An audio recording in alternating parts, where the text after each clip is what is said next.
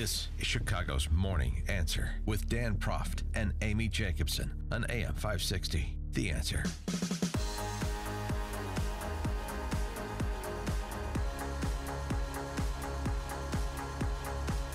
Good morning, Dan and Amy. I remarked upon this yesterday, this story that broke on Friday from Judicial Watch. Now, this, remember, was the shadow Department of Justice for the Obama administration's 8 years, and may need to continue to be.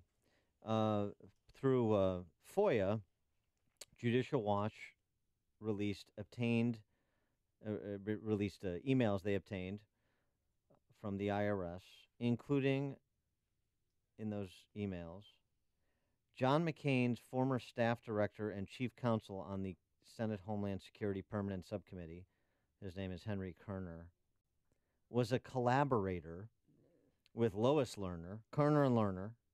Sounds like a law firm. Or a CNN show. It probably will become a CNN show.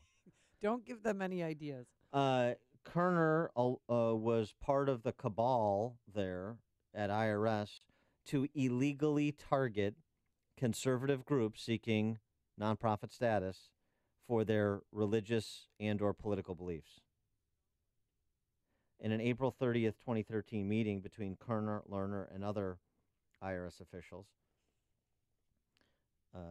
Kerner tells Lerner, Steve Miller, then chief of staff to IRS commissioner, maybe the solution is to audit so many that it is financially ruinous. In response, Lerner said it's her job to oversee it all, the financially ruinous auditing of conservative groups to prevent them from obtaining nonprofit status for which they're otherwise entitled on the merits. And remember, Lois Lerner pleaded the fifth. John Koskinen just finally replaced as IRS commissioner by Trump a couple of months ago. That took way too long. Should have been day one. And nobody... Why did it take so long? Nobody has been held to account in any material way. No one's been charged criminally. The illegal targeting of Americans in violation of the First Amendment for their religious and political beliefs by the most weaponized federal agency that isn't a part of the military. I mean, it doesn't get more substantial than that. And so this week we have last week, complete attention on arguing against law enforcement for people coming to this country illegally, while we're ignoring law enforcement on behalf of American citizens who were illegally targeted by the federal government. You got that? Could things be more upside down? For more on this topic, we're pleased to be joined again by Tom Fitton, who is the president of Judicial Watch and has also served as a shadow attorney general per my shadow Justice Department reference. Tom Fitton, thanks for joining us. Appreciate it. Oh, you're welcome. Thanks for having me. So, I mean, thank you for staying on this case and Judicial Watch for staying on this case of this IRS scandal, which is just so woefully underreported. It's hard for me to properly describe it, I suppose. But what else do we know about Henry Kerner and his involvement with this illegal activity that was going on at IRS? Well, it was a meeting with, they were the minority staff, the Republicans at the time, and you would have thought, based on contacts they gave to us, they communicated with us after we first reported on the meeting, because we knew there was a meeting that took place. We reported on it 3 years ago, and the pushback from McCain's office was, we're the minority staff. We're just there along for the ride. This was all run by the Democrats. And then we get 11 pages of meeting notes that show the minority staff member, Mr. Kerner, is as heavily involved as the Democrat, all pushing the IRS to audit and target these 501c4 groups, political advocacy groups, which they don't mention Tea Party in the notes, but everyone knew at the time they were talking about Republican and conservative-oriented groups, and that's exactly what was going on in the IRS. They were suppressing them, and then they had this idea that Kerner presented, well, why don't you just audit them in a financially ruinous manner, because McCain and his ilk did not like the idea of a these free groups out there after the McCain-Feingold measure was overturned in large measure by the Supreme Court and Citizens United. Remember, President Obama yelled about it, and McCain hated the decision as well. So they were using the IRS to suppress political speech in response because the law was overturned. Really outrageous stuff, and it just shows you the investigation of the targeting was of bipartisan nature. So you think, obviously, Senator John McCain knew about Kerner's actions, and did he encourage him to do what he did? I mean, did he get a direct order, you think, from John McCain? Oh, I don't know. But, he's a top staff member, so he's responsible for what he did. And, the irony is Kerner is now President Trump's appointee in Office of Special Counsel, which is one of the lead ethics agencies for the executive branch. So now he's a presidential appointee. But Mr. McCain has to take ownership here. And his response is, well, we didn't tell them to target the Tea Party, but he told them to target every group in America that was engaged in political advocacy at the time, and which meant, as you know, from the IRS's perspective, was go after the conservatives.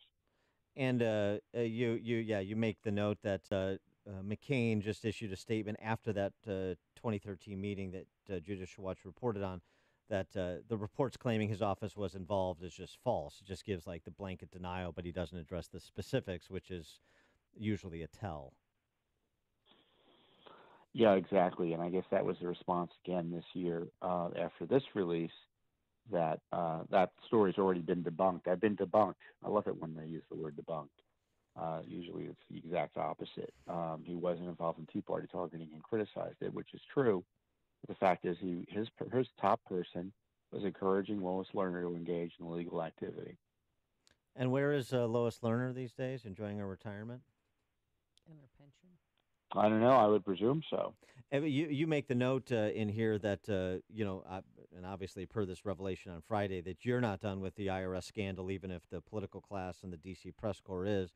So what's next in trying to get some reckoning for people who had their First Amendment rights violated by the federal government? Well, separately, some lawsuits have been settled, but more documents are coming out. We have other documents we're reviewing. We don't know exactly what the documents are going to show, but this Justice Department, the Sessions Justice Department, went back and we looked at the IRS scandal last year, decided they weren't going to prosecute, which was outrageous. Right. And maybe the release of more information will give them second thoughts and lead to the public pressure for some criminal accountability for what went on. And on another matter, I note since she is the person of the day, Maxine Waters, you have filed, Judicial Watch has filed an ethics complaint against Maxine Waters. Can you describe the nature of that complaint? Well, it's simple. The number one rule in the House Ethics Manual, the House Ethics Rules, is that you can't act in a way that brings discredit upon the House. And it seems to me when you're encouraging intimidation, violence, and assault, that tends to bring discredit on the House. So we filed an ethics complaint. Oh, did you? So it's up. Oh, sorry. Did you hear her non-apology last night? Oh yeah, I see. She doubled down, and but that's Maxine Waters, and she's going to say what she's going to say. The question is the House going to endorse that language by allowing her to go by unpunished for what she said? It's dangerous situation we're in when you have a national political figure like Maxine Waters, and people on our side who disagree with her, think she's a joke or not. She's no joke. She's not stupid. She has a significant political following, and she's out there advocating violence, assault, and harassment of federal government officials. Although she doesn't say it's violent, and now to be clear, right, she doesn't say it's violence and assault. But when you say get a crowd together and push back in a private establishment like a gas station or a restaurant, that's the very definition of you're calling for a riot, essentially. Right. Which she has a lot of experience, property. And she has a lot of experience in participating in riots. So there's a record there. But now the standard of bringing disgrace upon the House, I mean, you would clean out most of Congress by that standard, which may be a good thing. Well, admittedly, it's a low standard, and there's but she even falls beneath that in terms of this type of behavior.